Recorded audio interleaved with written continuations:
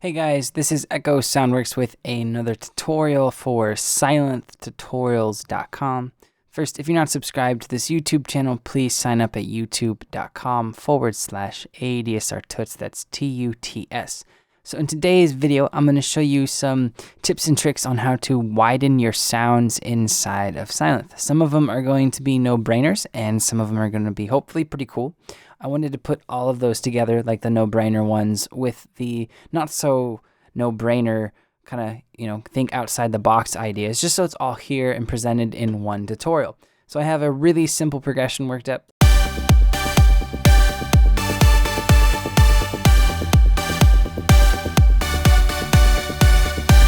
This top sound is Sylenth.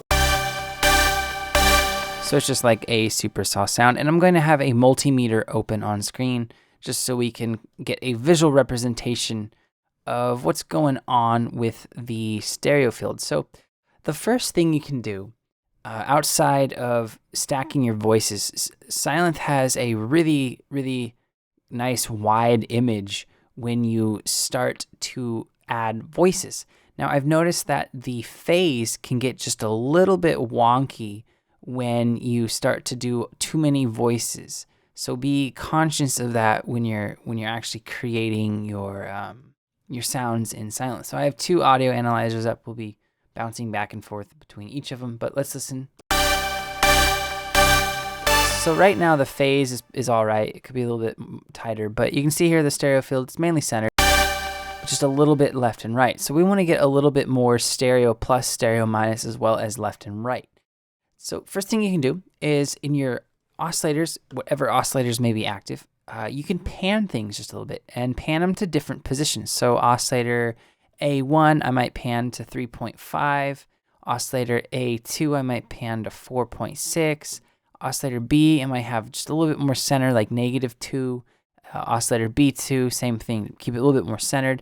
Now that will open up certain elements of the sound, so let's listen to this. So already there's a little bit more stereo material going on in the plus and minus range of that on this analyzer.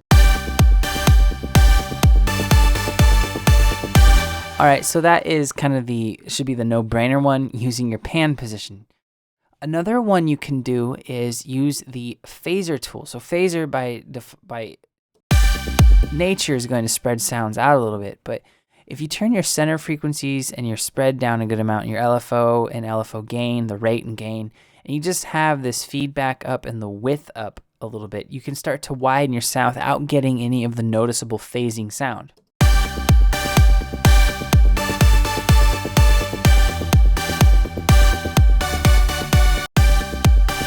So the effect is minimal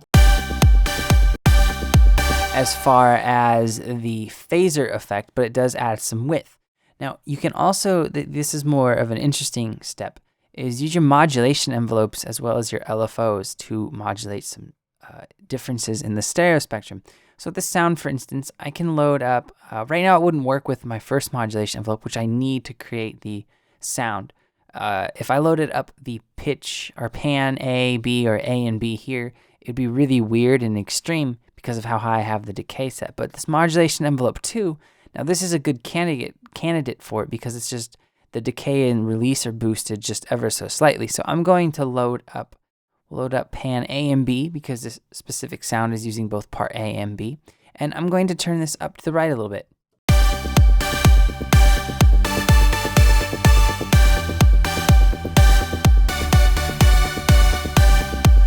All right, and now let's go over to the LFO. And in this first one, I'm going to select pan.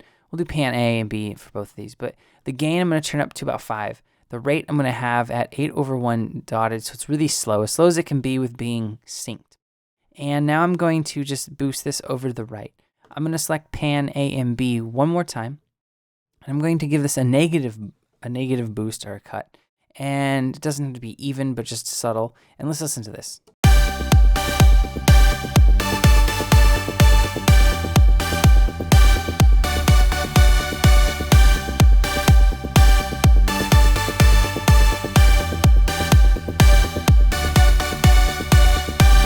So I ended up turning up my rate, and it kind of that will be a function of what you're playing and how quick your tempo is and the genre you're going for, but it's really a cool way to kind of offset the starting points of your pans.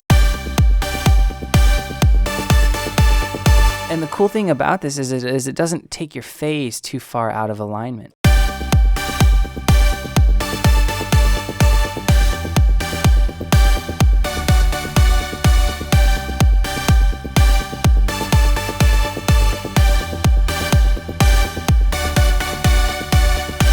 All right, so there's about 3 tips and tricks that you can use to widen your sounds inside of Sylenth, regardless of whether they're leads or basses or whatever. You can apply these tools to really any sound to just get things to pop out in the mix that you need to. So if you guys have any questions or comments, let me know below, and I'll get back to you as soon as I can. If you haven't checked out sylenthtutorials.com, head on over there. Tons of cool things Sylenth related. As always, thank you so much for watching. I will see you next time.